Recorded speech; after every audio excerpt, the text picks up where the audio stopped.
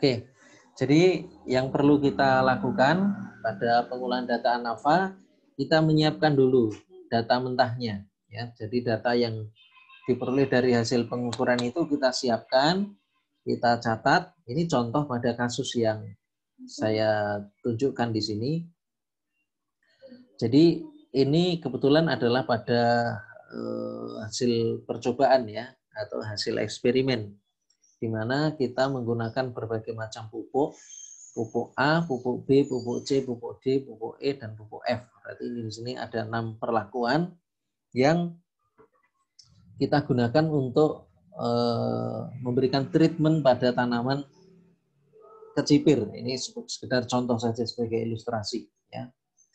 Nah, kemudian setelah pupuk itu digunakan dan kecipir sudah menghasilkan buah, pada saat panen kemudian kita lakukan pengukuran pada buah kecipir dari masing-masing perlakuan. Ada pupuk A sampai dengan pupuk F. Nah, kemudian kita menggunakan 30 ulangan. Jadi ini pupuk A ulangan pertama, kita peroleh data panjang buah kecipir 55 mm. Dalam hal ini hitungannya kita menggunakan milimeter. Kemudian ulangan kedua 62,5 dan seterusnya sampai dengan ulangan 30 62,5 mm. Itu ulangannya. Kemudian pupuk B ulangan pertama 67,5 dan seterusnya sampai dengan ulangan ke-30 65 mm dan seterusnya. Demikian pula pupuk C, pupuk D, pupuk E, dan pupuk F.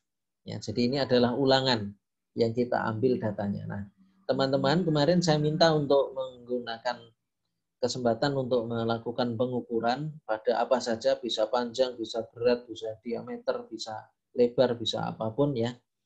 Yang di situ kita akan gunakan datanya dalam berlatih ANOVA. Nah, baik. Sekarang kita lakukan persiapan dulu.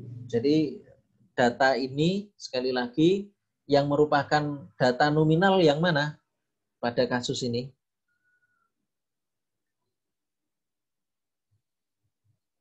Yang nominal yang mana? Halo? Pupuknya, Pak. Iya. Jadi pupuk A, pupuk B, pupuk C, pupuk D ini adalah data nominal. Nah, kemudian data nominal ini kita berikan simbol berupa angka. Pupuk A kita berikan simbol 1, pupuk B kita beri simbol 2, dan seterusnya sampai dengan pupuk F kita berikan simbol 6. Gitu ya. Atau mungkin sekarang kita berlatih sampai pupuk 5 dulu aja ya. Oke, ini kita siapkan, kita copy dulu. Datanya kita copy. Jadi ini data mentah. Teman-teman bisa lihat di bawah ini. Ini adalah data mentah. Kita buat sekarang tabel persiapan. Ya. Kita buat tabel persiapan. Kita beri nama dulu sheet-nya. Tabel persiapan ANOVA.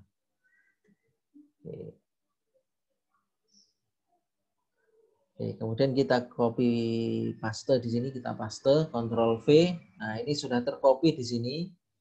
Nah, persiapan ANOVA ini variabel itu kita dudukkan secara sejajar. Jadi kalau ini boleh kita beri nama. Ini kita berikan baris baru. Ini jenis pupuk, misalnya data yang pertama atau variabel pertama. Kemudian ini adalah panjang buah, ya, panjang buah. Nah, teman-teman, kita mendudukkan variabel itu secara sejajar.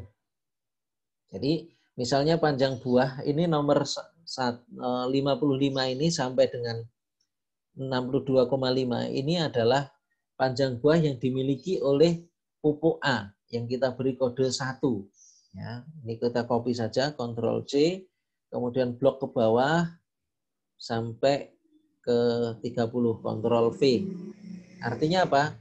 Ini adalah data milik pupuk A yang 55, 62,5 sampai dengan 62,5 lagi itu. Nah, berarti ini yang 67, 60, 75, 67,5, 70 ini punyanya siapa ini? Pupuk B, Pak. Ya, Pupuk kedua. Ya, berarti kita pindahkan saja. Ini supaya mudah, ini kita blok aja di sini. Kemudian Ctrl X kita pindahkan di bawahnya. Di bawahnya pupuk A. Kita Ctrl V di sini. Nah, berarti yang 67,5 ini kita beri kode berapa? 2, Pak. 2. 2, Pak. Oke, ini kita copy, Ctrl C, kemudian blok ke bawah, kemudian Ctrl V. Oke. Yang ini 60, 60, 75, 60, 65, ini punyanya siapa? Pupuk ketiga, Pak. Ya, pupuk ketiga atau pupuk C ya. Kita pindahkan saja, kita blok sebelah kanan, kita Ctrl X, artinya kita potong, kita letakkan di bawah pupuk B. Ya. Nah, maka ini kita berikan kode berapa ini? 3, Pak. Ya, oke. Ctrl C, kemudian blok ke bawah sampai habis, Ctrl V. Ya. Nah, sekarang sisanya 60, 70, 72, dan seterusnya. Ini adalah pupuk D. Ya, kita potong, Ctrl X, kita letakkan di bawahnya pupuk C, Ctrl V. Nah, kita berikan kode dulu, ini 4, Ctrl C, kemudian blok ke bawah sampai data terakhir, ulangan terakhir, Ctrl V. Terakhir ini punyanya kelompok dari pupuk E. Ini kita potong saja, Ctrl X. Kita taruh di bawahnya. Oke, kita berikan kode 5. Kita copy, Ctrl C, kemudian kita paste di sini. Ya, selesai. Nah, ini adalah tabel persiapan ANOVA untuk pengolahan data menggunakan SPSS. Jadi variabel bebas dan variabel terikat itu kita letakkan secara sejajar. Nah, sekarang kita mulai buka aplikasinya dengan menggunakan SPSS. Ya. Kita buka SPSS. Kebetulan yang saya punya ini versi 22. Semakin ke sini semakin baik versinya karena fiturnya mestinya semakin lengkap gitu ya. Tapi prinsipnya bisa ya, versi berapapun untuk ANOVA bisa, hanya mungkin masalah letak saja yang kadang-kadang sedikit berbeda. Oke, SPSS sudah terbuka. Kemudian kita klik New Dataset, artinya kita akan memasukkan data baru. Ya, kita klik OK. Ya, baik. Nah, teman-teman, di SPSS itu ada 2 tampilan layar. Ada data view dan ada variable view. Nah, yang perlu kita kerjakan pertama adalah variable view dulu.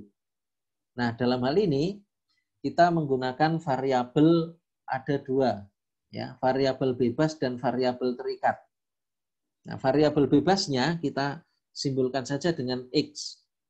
Ya. Kemudian variabel terikatnya kita simbolkan saja dengan Y. Kemudian yang perlu diperhatikan tipenya, tipe datanya ini numerik karena berubah angka. Tadi macam-macam pupuk A, pupuk B, pupuk C, dan seterusnya tadi itu kan kita simbolkan dengan angka 1 sampai 5 ya. Maka ini sama-sama numerik. Kemudian width ini adalah lebar kolom. Ini biarkan saja, tidak masalah. Kemudian yang ini desimal untuk pupuk X, untuk variabel X, itu kan cukup, tidak usah pakai angka di belakang koma. Kita turunkan aja 0. Kemudian label. Nah, X itu tadi kan sebagai jenis pupuk. Kita masukkan saja jenis pupuk. Ya, labelnya. Kemudian Y itu adalah panjang buah. Ya, panjang buah. Nah, kemudian values. Nah, yang punya values itu adalah variabel X. Ya, dalam hal ini adalah jenis pupuk. Ya, kita masukkan simbolnya. 1 itu simbol untuk pupuk A. Ya, kemudian kita klik add, masuk. 2 itu berarti untuk pupuk B, add. Ya. Kemudian 3 itu adalah untuk pupuk C. Kita masukkan, klik add. Kemudian 3 itu untuk pupuk D. Kita klik add.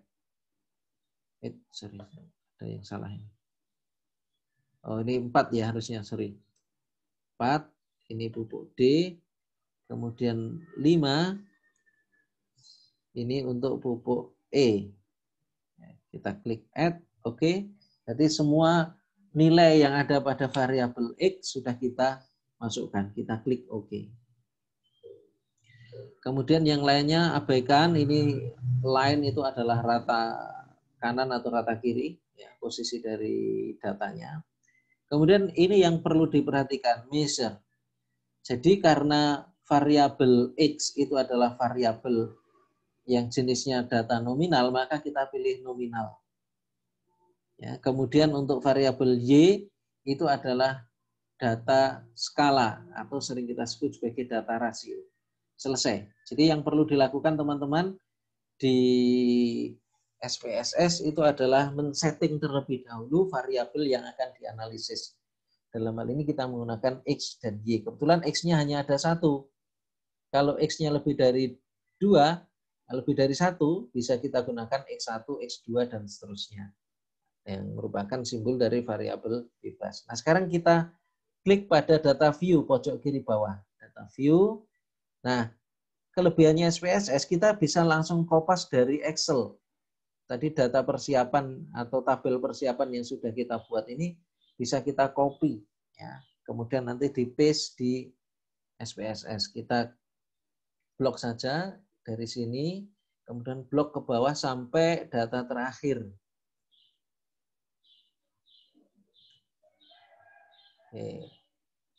Oke, sudah terblok, kita Ctrl C atau copy, kemudian kita paste di sini, ya. Kita Ctrl V. Tunggu dulu. Nah, sudah selesai. Artinya data sudah kita masukkan di SPSS. Nah, itu salah satu kelebihannya kita menggunakan SPSS. Kita bisa langsung kopas dari Excel. Nah, jangan lupa teman-teman untuk kita simpan supaya datanya tidak hilang. Kita klik simpan. Ya. Kemudian kita cari di mana folder yang akan kita gunakan untuk menyimpan. Oke, saya cari dulu tempatnya.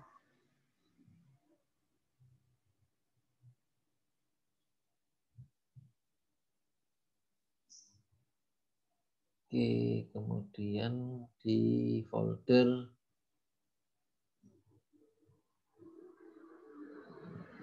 sorry.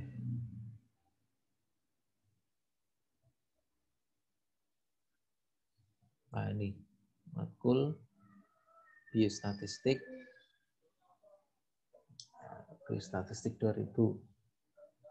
Ini misalnya data Kecipir 2020B, nah, kelas B. Kita klik save, ya, data sudah tersimpan.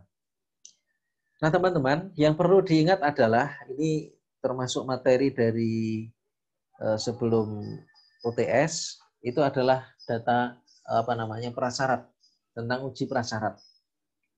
Jadi karena statistik ANOVA itu kita menggunakan nilai F, nilai Fisher, di situ membutuhkan prasyarat atau uji asumsi. Nah, salah satunya adalah normalitas. Ya, normalitas itu adalah tentang persebaran data. Jadi supaya distribusi nilai F itu bisa berlaku pada ANOVA, maka syarat data yang kita analisis itu harus terdistribusi secara normal. Ya. Kemudian yang kedua, syarat yang lain adalah homogenitas. Jadi kalau normalitas itu berkaitan dengan persebaran data masing-masing kelompok, jadi dalam hal ini pada latihan kita kali ini ada berapa kelompok data ini? Ada 5, Pak. Ya, 5. Maka di dalam 5 kelompok itu nanti semuanya harus terdistribusi normal. Ya, harus dibuktikan bahwa data itu normal. Kemudian berikutnya adalah varians dari masing-masing kelompok itu harus homogen. Itulah syaratnya.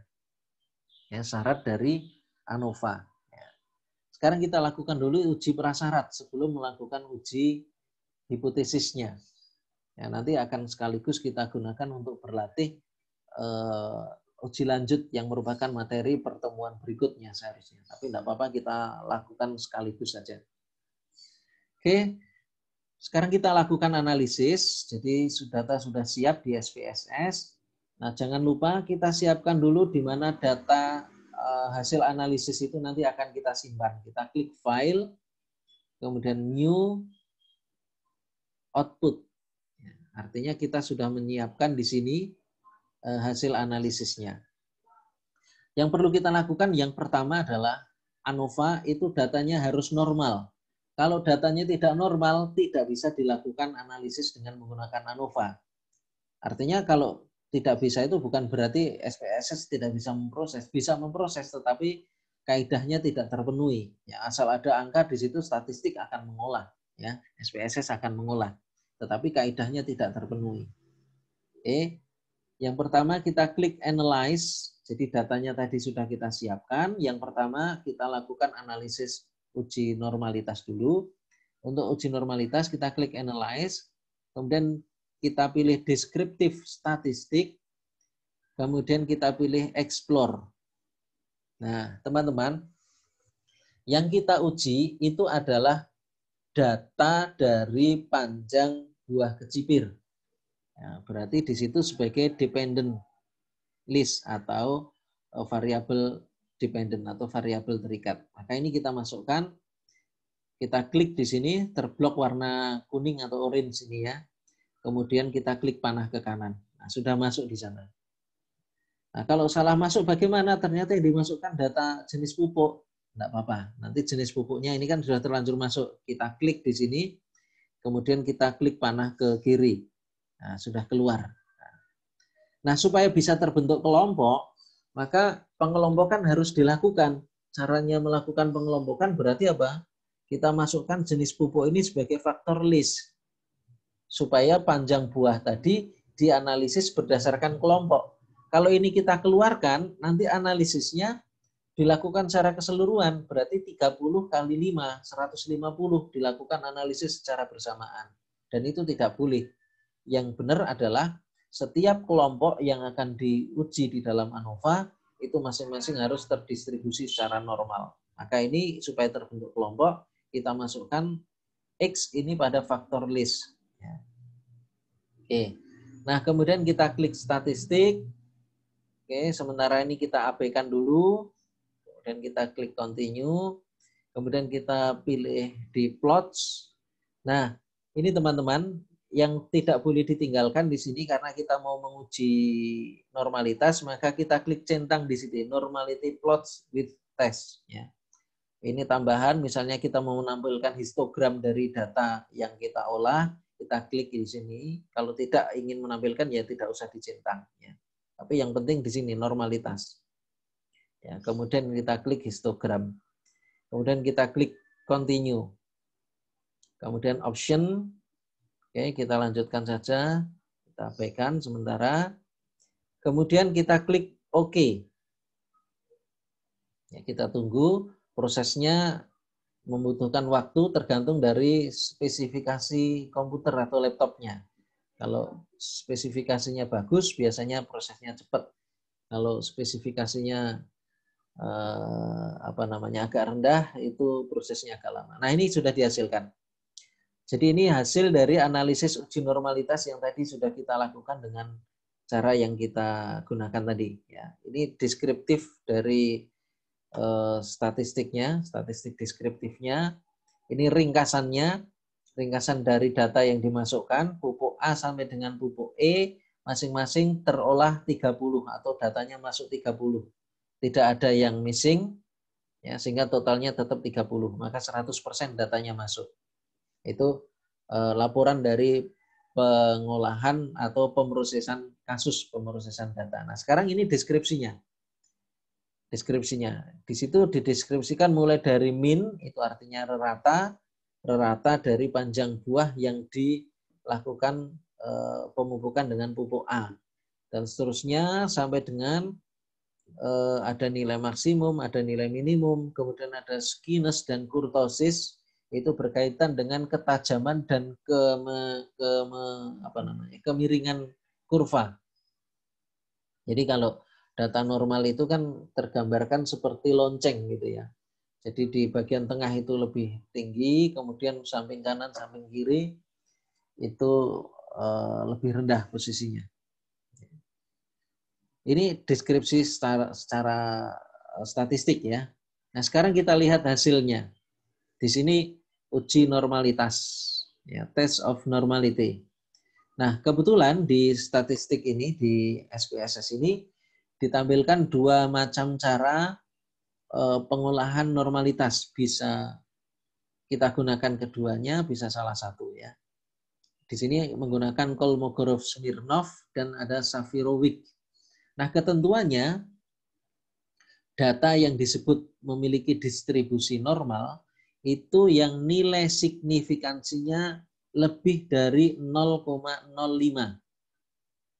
Ingat, data yang normal itu yang nilai signifikansinya lebih dari 0,05. Sekarang kita perhatikan di sini. Panjang buah pada pupuk A sampai dengan pupuk E menurut analisis dengan cara Kolmogorov-Smirnov. Mana ini yang normal? Pupuk A, B, C, D, E. Mana yang normal? Halo? Ingat-ingat. Normal Jadi semua, Pak. yang Semua, Pak. ya, Normal semua, Pak. ya, normal semua karena semuanya lebih dari 0,05 nilai signifikansinya. Nah, sekarang kita cek ya dengan menggunakan Safirovic. Adakah yang tidak normal dengan menggunakan Safirovic? Normal semua, Pak. Normal semua, karena semuanya lebih dari 0,05. Nah, bisa jadi dalam satu kasus analisis, teman-teman, kadang-kadang dengan Kolmogorov-Smirnov tidak normal, ya, tapi menggunakan Safirovic normal. Tidak apa-apa, kita gunakan yang Safirovic saja. Nah, kalau seperti ini kita bisa pilih salah satu. Ya, bisa juga kasusnya menggunakan Safirovic itu tidak normal, menggunakan Kolmogorov-Smirnov itu normal. Maka kita gunakan yang Kolmogorov dan seterusnya. Nah, ini tampilan yang tadi ini adalah histogram yang tadi kita centang tadi. Histogram ini adalah gambaran dari data berdasarkan distribusi frekuensinya ya, dengan menggunakan rentang kelas yang sudah ditentukan oleh ANOVA.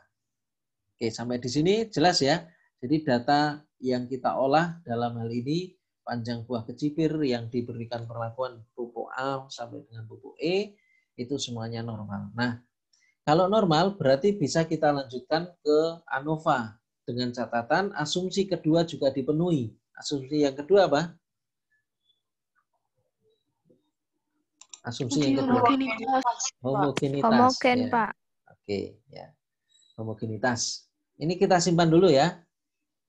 Kita klik di sini save this document, gambar disket.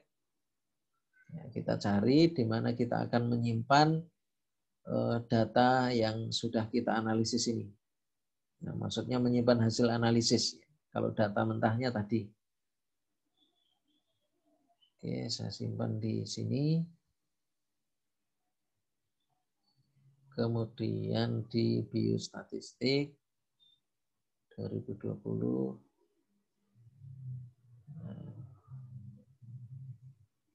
Hasil uji normalitas kecipir 2020B. Kita simpan. Nah, berikutnya adalah uji homogenitas. Kebaikan dari SPSS ini, kelebihannya adalah kita bisa lakukan secara sekaligus pada saat menguji hipotesis untuk uji homogenitasnya.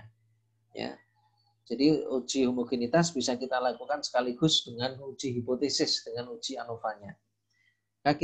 teman-teman tergantung sesuai dengan konteks dan kondisi yang ada.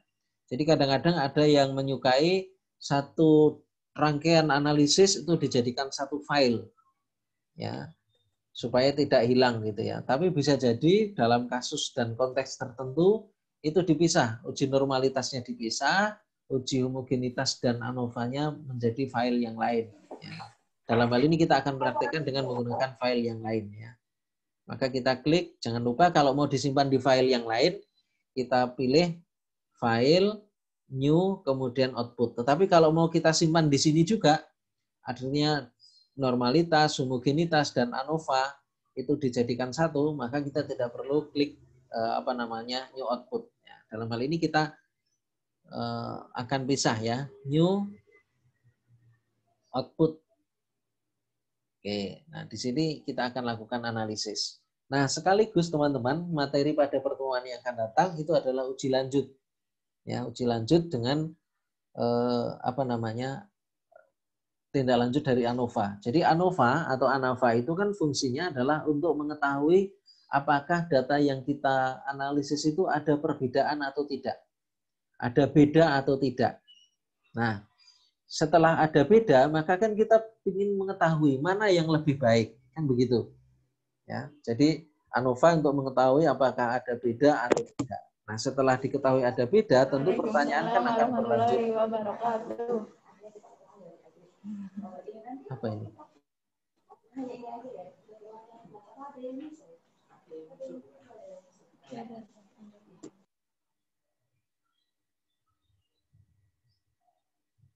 Ya, jadi ANOVA itu digunakan untuk mengetahui ada tidaknya perbedaan di antara kelompok-kelompok yang dianalisis. Ya. Nah, setelah diketahui ada bedanya, maka perlu ditindaklanjuti mana yang lebih baik. Gitu ya. Nah, mana yang lebih baik itulah yang kita lakukan dengan uji lanjut. Nah, kita lakukan sekarang cara untuk uji ANOVA. Ada beberapa cara. Kali ini kita akan mempraktikkan dengan salah satu cara dulu. Ya. Analyze, kemudian compare mean, kita pilih one way ANOVA. Jadi mengapa kok kita menggunakan one way ANOVA atau dalam bahasa Indonesia sering kita sebut sebagai ANOVA satu jalan atau satu langkah? Karena di situ hanya ada satu variabel bebas. Ya, maka kita menggunakan one way ANOVA. Nah, kita pilih one way ANOVA. Nah, kita masukkan variabel bebasnya apa ini? Variabel terikatnya apa, teman-teman? Panjang buah, Pak. Oke, kita masukkan panjang buah, kita blok, kemudian panah ke kanan, masuk. Kemudian variabel terikatnya, variabel bebasnya, itu kita masukkan sebagai faktor. Ya, jenis pupuk ini sebagai faktor. Nah, sudah masuk. Sekarang kita lihat. Nah, kita klik di sini kontras, kita abaikan saja dulu. Kemudian post hoc. Nah, ini yang tadi saya maksudkan. Post hoc itu adalah uji lanjut. Uji lanjut yang digunakan untuk mengetahui apakah setelah diketahui adanya perbedaan itu kita bisa mencari mana yang paling baik di antara yang berbeda itu. Post hoc. Nah, post hoc dalam hal ini kita menggunakan LSD. LSD, Least Significant Difference, atau bahasa Indonesianya sering disebut sebagai BNT, beda nyata terkecil. Nah, kita klik di sini. Kemudian kita juga akan praktekkan dengan cara yang lain, yaitu menggunakan Duncan. Ya, Duncan. Ya. Nah, dengan catatan di situ equal variance assumed. Artinya apa? Kalau variansnya itu homogen, ya, variansnya homogen. Nah, kalau variansnya tidak homogen, maka kita bisa menggunakan yang di bawah ini, ya. Nah, dalam hal ini kita menggunakan asumsi variansnya adalah homogen. Kita klik continue. Kemudian kita klik option. Nah, jangan lupa teman-teman, ini yang penting adalah di sini sebagai salah satu uji prasyarat yang wajib dipenuhi oleh ANOVA itu adalah homogeneity of variance test atau uji homogenitas. Ya, kemudian kita klik deskriptif untuk mengetahui deskripsi statistiknya. Nah, ini kita bisa gunakan means plot. Ya. Kita klik continue. Ya, kemudian kita klik OK. Nah, ini sudah selesai. Nah, ini teman-teman, ini deskripsi dari data yang kita olah. Ya. Pupuk A, jumlah data yang masuk ada 30, rata-ratanya 66,433, standar deviasinya 6,8116, standar errornya sekian, dan seterusnya sampai dengan nilai maksimumnya. Dan seterusnya, semua sudah terdeskripsi dengan baik ya oleh SPSS. Kemudian ini teman-teman, uji homogenitasnya di SPSS kita menggunakan Leuven, statistik Leuven. Ya. Ini DF itu adalah degrees of freedom atau derajat kebebasan, yaitu menggunakan banyaknya kelompok dikurangi 1. Kelompoknya tadi kan ada 5. Ada 5, maka 5 min 1 adalah 4. Kemudian degrees of freedom yang kedua, derajat kebebasan yang kedua, itu adalah banyaknya total kasus data atau total ulangan dikurangi banyaknya kelompok. Jadi ini kan 30 kali 5, 150 dikurangi 5. Karena kelompoknya ada 5, ada 145. Kemudian diperoleh nilai Leuven statistiknya adalah 0,254. Nah, kalau pengolahan data secara manual yang kita perhatikan adalah 0,254-nya. Kemudian kita bandingkan dengan tabel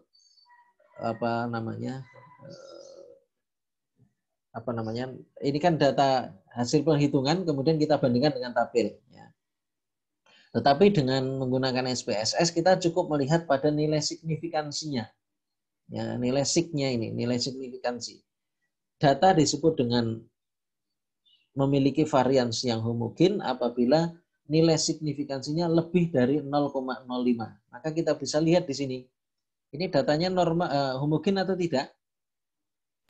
Homogen, Pak. Ya, Homogen, Pak. Oke, karena ini lebih dari 0,05. Oke, berarti asumsi yang kedua ini terpenuhi. Normalitas tadi sudah terpenuhi, homogenitas juga terpenuhi.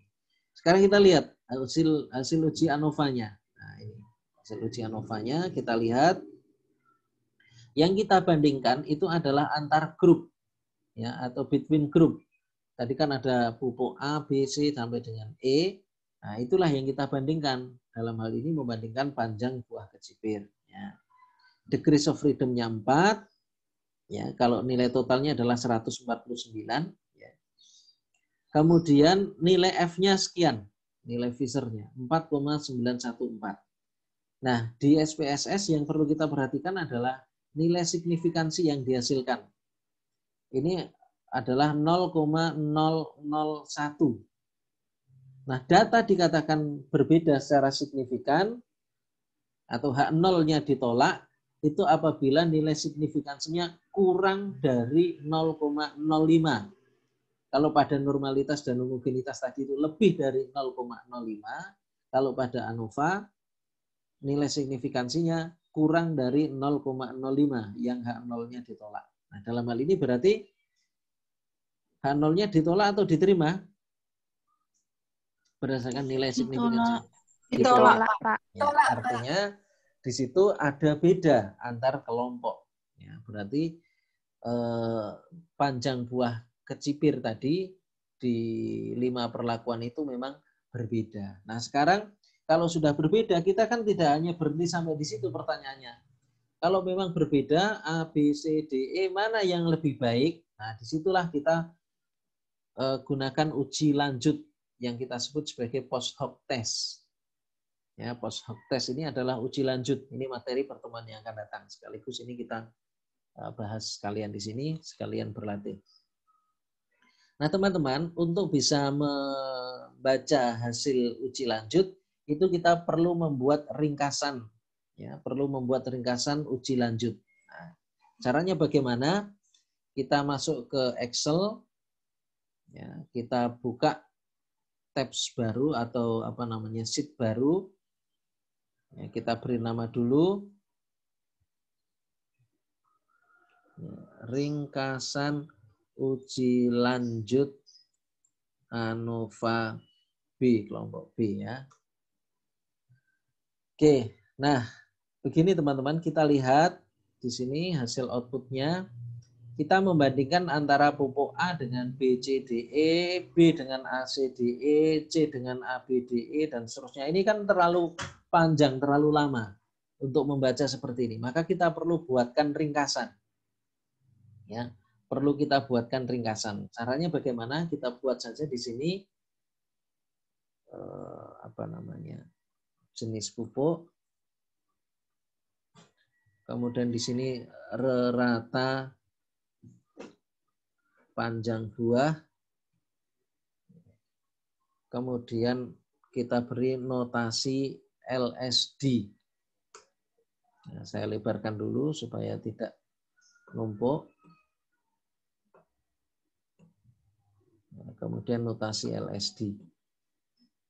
Nah, kita bisa mengopi dari sini, dari deskriptif statistik ini. Ya, deskriptif statistik ini kita copy. Caranya bagaimana? Kita klik kanan, kemudian copy. Sudah selesai. Kemudian kita paste di Excel-nya.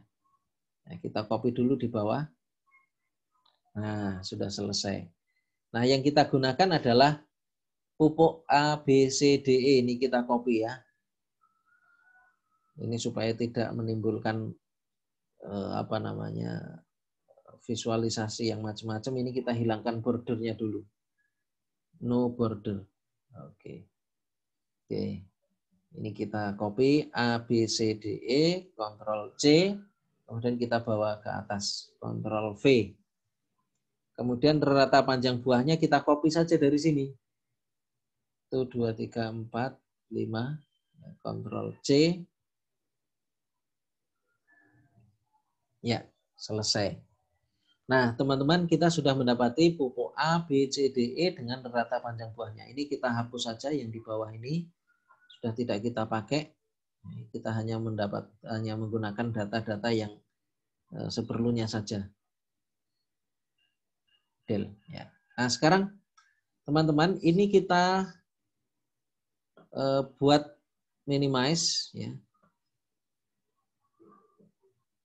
Ini juga kita minimize supaya kelihatan.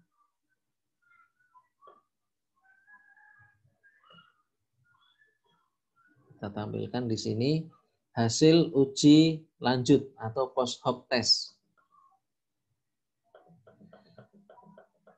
Nah, sebelum kita membaca lebih lanjut dari hasil uji lanjut ini, kita perlu urutkan dulu rata dari panjang buah yang kita olah ini. Ya, caranya bagaimana? Kita blok aja di sini. Ya, kita blok. Kemudian kita urutkan. Saya maximize dulu ya.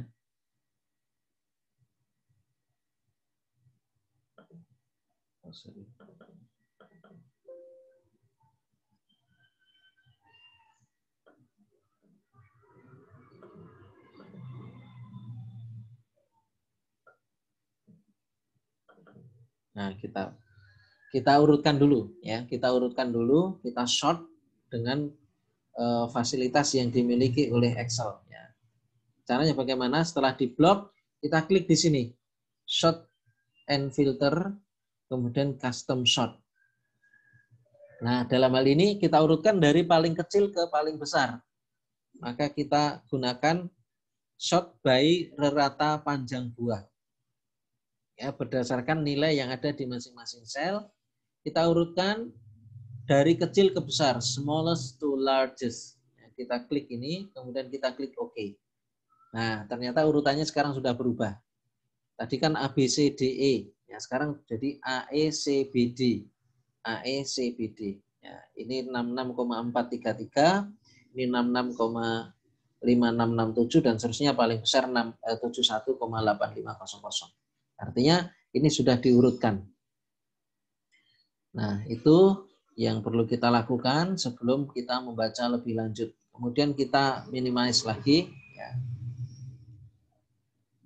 Nah, sekarang kita baca hasil uji lanjut. Yang kita perlu pahami bersama dalam uji lanjut ini, kita urutkan dari yang paling kecil. Kebetulan ini yang paling kecil A. Tapi bisa jadi pada kasus yang lain, pupuk A belum tentu ada di paling atas ini ya. Ya, ini maksudnya di Excel-nya belum tentu ada di paling atas, ya, tergantung dari data yang kita olah. Nah, di dalam melakukan uji lanjut itu kita perlu membuat kelompok. Jadi setiap kelompok yang tidak berbeda signifikan, maka dia masuk dalam kelompok yang sama.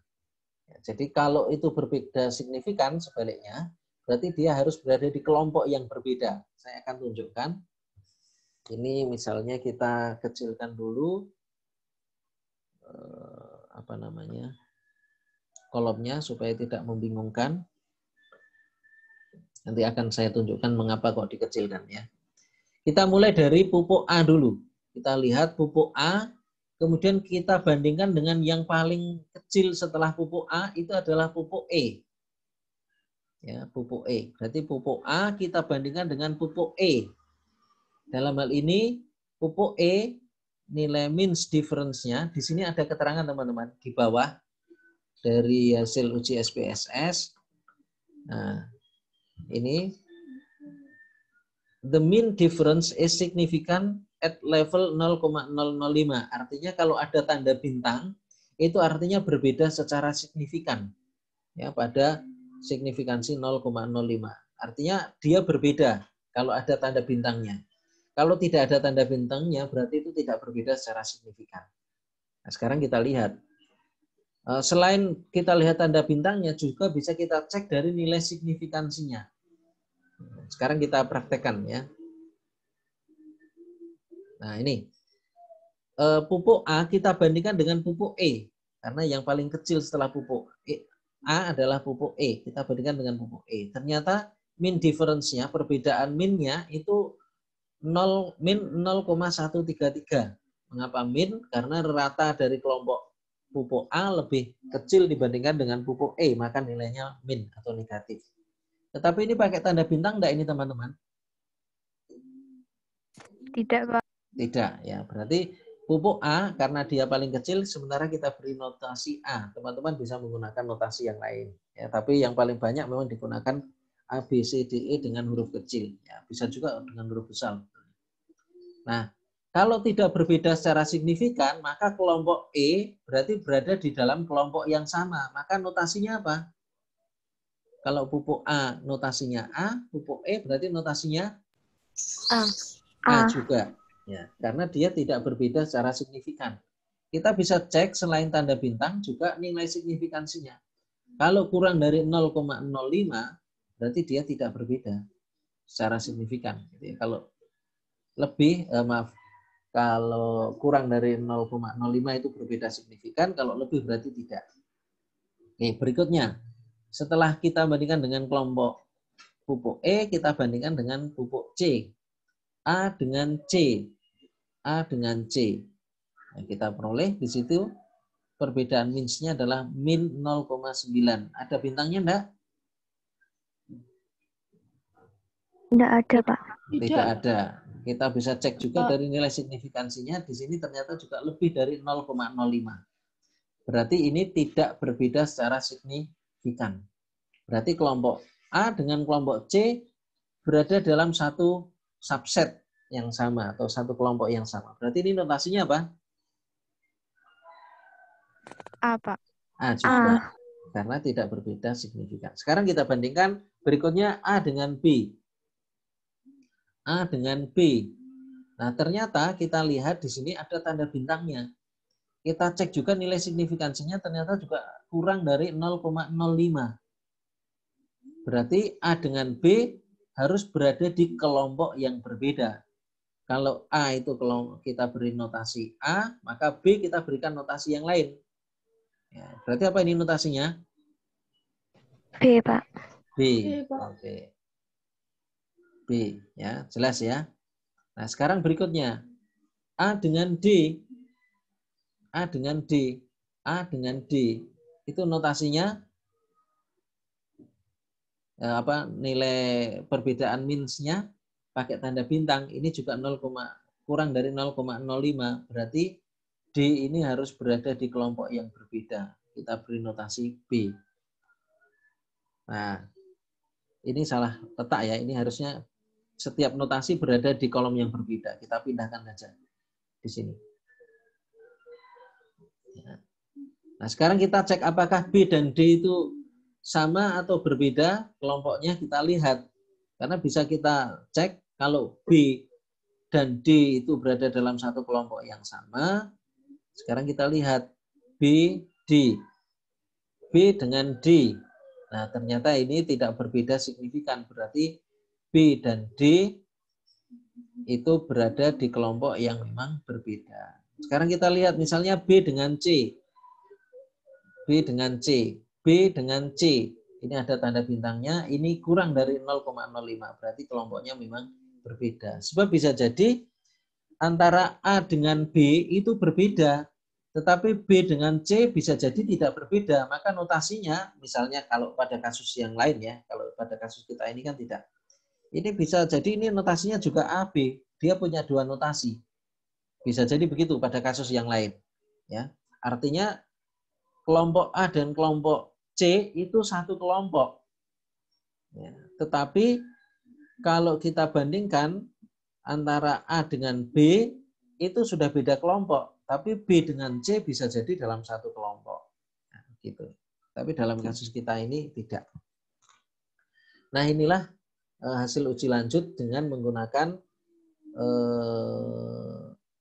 LSD, Least Significant Difference. Nah, sekarang kita lihat.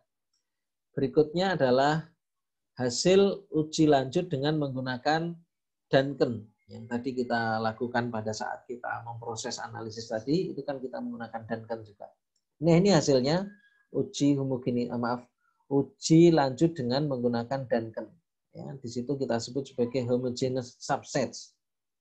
Nah, sekarang kita lakukan pembacaan dari hasil uji lanjut dengan menggunakan Duncan. Nah, ini sebetulnya sudah diperlihatkan. Rata ini sama dengan yang tadi digunakan di atas ya. Ini ratanya 66,433 dan seterusnya ini 66,5667. Nah, ini ternyata berada di dalam dua kelompok yang berbeda. Yaitu kelompok 1 dan kelompok 2. Nah, ini kita bisa copy saja. Ya, sama seperti tadi, kita copy, klik copy. Ya.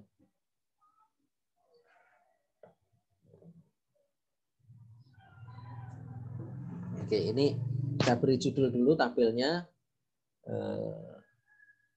Ringkasan uji lanjut ANOVA dengan LSD.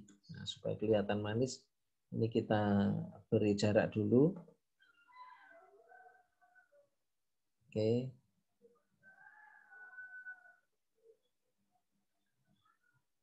Nah, ini kita berikan border biar kelihatan.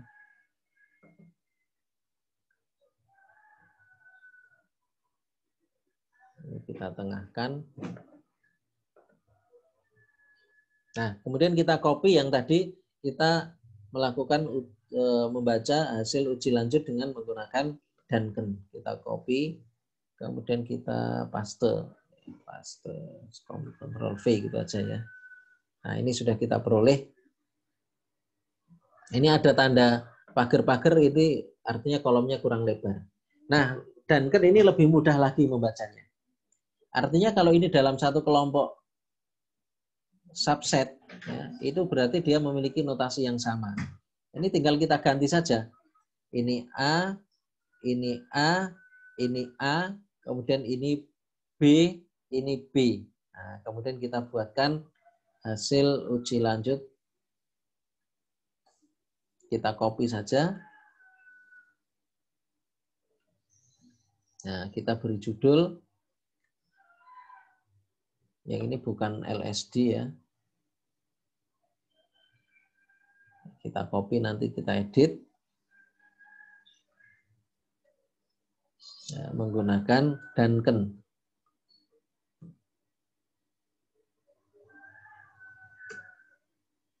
Nah, ini panjangnya kan tadi sudah sama, kemudian ini kita copy saja. A, B, C, D ini notasinya kita copy saja. Ini lebih mudah. Ctrl C, kemudian kita Ctrl V. Ya, di sini. Selesai. Jadi kita sudah bisa membaca dengan mudah sekarang hasil uji lanjut yang kita lakukan pada ANOVA. Ini kita sempitkan lagi. Ini kita ganti dengan Duncan ya.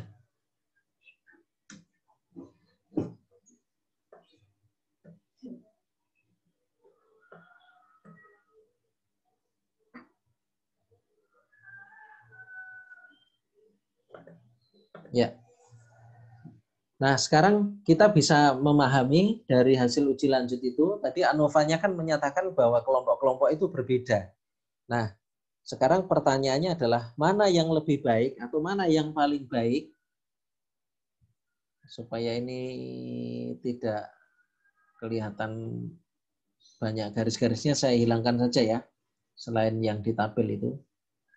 Option, kemudian advance, kemudian grid lines-nya kita hilangkan. So grid line-nya kita hilangkan. Ya, sekarang sudah kelihatan bersih.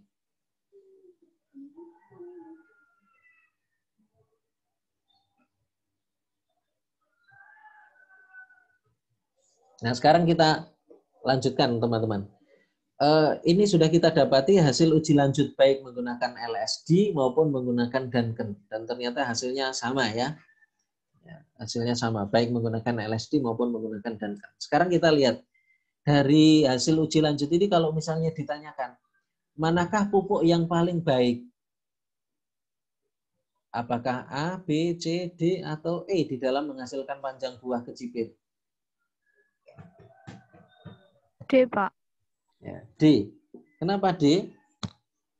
Karena nilainya lebih besar. Ya, nilainya lebih besar dan berbeda dengan yang lain. Kalau pupuk B bagus enggak? Bagus tapi tidak sebagus D. Ya, belum tentu. Jadi B dan D itu dia tidak berbeda secara signifikan karena berada dalam satu kelompok yang sama.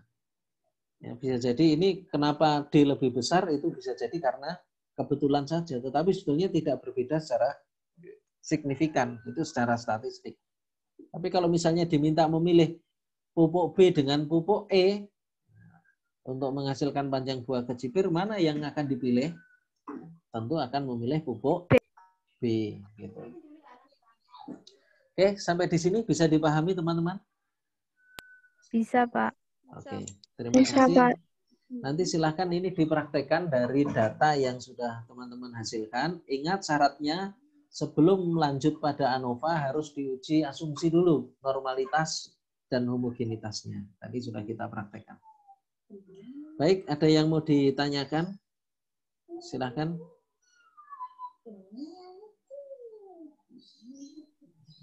Izin bertanya, Pak. Ya, silahkan Mbak. Itu nanti hasilnya disubmit di Spada atau bagaimana, Pak? Ya, di Spada. Nanti setelah atau ini saya tidak buatkan. Oh, Disubmit hari ini ya, saya ya, tunggu Pak. hari ini. Oh ya, Oke. Pak, izin tanya lagi, Pak. Itu nanti yang disubmit Excel atau yang output-outputnya tadi, Pak? Iya, tabel data, tabel outputnya dan juga analisisnya nanti dilengkapi katakannya dengan menggunakan Word ya.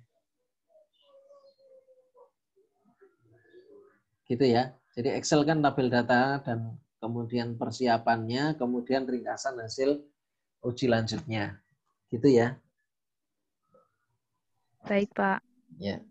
Mohon teman-teman bisa dibuka dulu kameranya sebentar untuk diambil gambarnya, digunakan untuk laporan di OJW.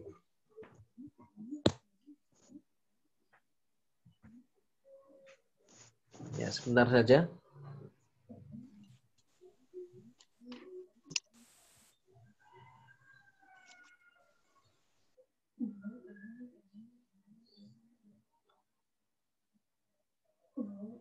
Ini ada 2 orang yang nggak datang berarti ya.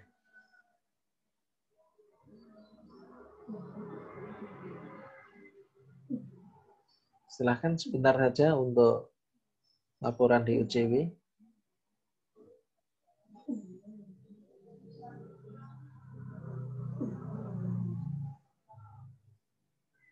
Mas Musa. Mas Enggar, Musfinda, Hanifah, Nabila. Ya, mohon dibuka sebentar kameranya.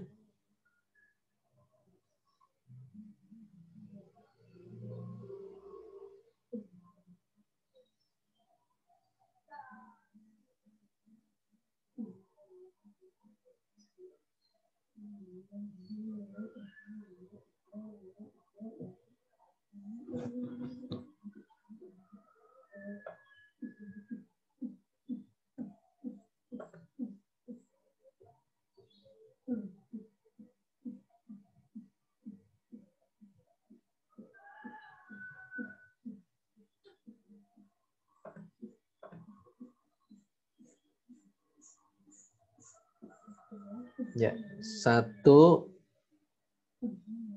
2. Nah, ini Mbak Diah, Nabila. 1. Oh, ini Fatmia. Reconnecting. Iya Pak, tadi sinyalnya hilang. Oh ya. Oke, bisa dibuka sebentar Mbak kameranya. 1, 2, 3.